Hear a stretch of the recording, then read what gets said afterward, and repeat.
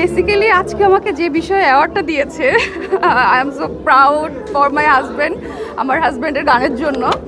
আপনারা তো দেখেছেন পরপর আমাদের অনেকগুলো মিউজিক ভিডিও খুব হিট গেছে, তো আজকে বেসিক্যালি কিন্তু আমি তার গানের জন্যই পেয়েছি। আফসোস মানে সে আসতে পারেনি।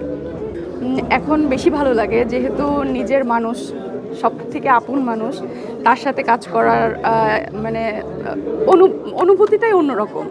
এবং নিজে মানে মনে হয় যে প্রোডাকশনটা তো আমাদেরই, সম্পূর্ণ মনে হয় যে আমরাই সব কিছু, আরও বেশি এখন আরও বেশি ভালো লাগে কাজ করতে। শ্বশুর বাড়ি না, ওটা আমার বাপের বাড়ি, আমার জামাই শ্বশুর বাড়ি। হ্যাঁ, ও বেসিক্যালি হচ্ছে এটা আমাদের একদম দাদার বাড়িতে ছিল।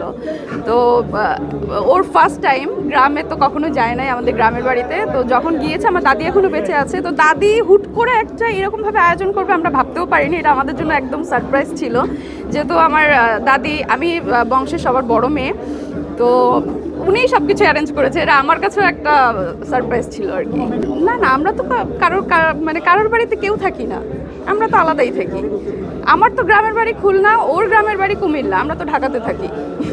দেশের বাহিরে শ্যুট করতে বরাবর সবসময় ভালো লাগে, আর খুব স্বচ্ছভাবে শুটিং করা যায়, কোনো ক্রাউড থাকে না, কোনো শুটিংয়ে কেউ যে এসে ডিস্টার্ব করা বা কেউ এসে ছবি তোলা, বাংলাদেশে শুটিং করা অনেক প্যারা, বাট দেশের বাইরে আসলে শুটিং করতে অনেক বেশি ভালো লাগে। আর যেহেতু নিজেদের প্রোডাকশন, আর আমি যেহেতু ফিল্মের, আমার সব সময় এটাই টার্গেট থাকে যে আমি যখন একটা গান করব, ডেফিনেটলি সেটা খুব বিগ অ্যারেঞ্জমেন্ট হতে হবে এবং নাচের গান ডেফিনেটলি হতে হবে, যেহেতু আমি একজন নাচের মেয়ে।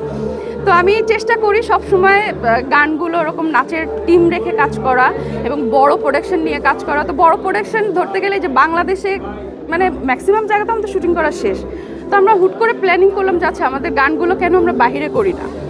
তো ওই প্ল্যানিং শুরু করলাম আমি, এরপর থেকে মানে ম্যাক্সিমাম গানগুলো আমাদের দেশের বাইরে করা হয়। এখন আর দেশে বেশি একটা গান করতে ভালো লাগে না আসলে। আমি একদমই গান গাইতে পারি না, খুবই বাজে গলা আমার। নো, এটা বলে আমি এখান থেকে এক্ষুনি ভেঙে যাবো। আমি একদমই গান পারি না। আমাকে যদি বলেন আমি নাচের মেয়ে, আমি নাচ খুব ভালো পারি, কিন্তু এখানে নাচ দেখানো ইম্পসিবল, সরি। আমি আসলে সত্যি কথা বলতে টয়লেট সিঙ্গার, টয়লেটে বসে গুনগুন করে গান গাই, কিন্তু আমি অনেক গান পছন্দ করি, কিন্তু আমি একদম সিঙ্গারই বিয়ে করে ফেলেছি, তো আমি একদমই গান পারি না।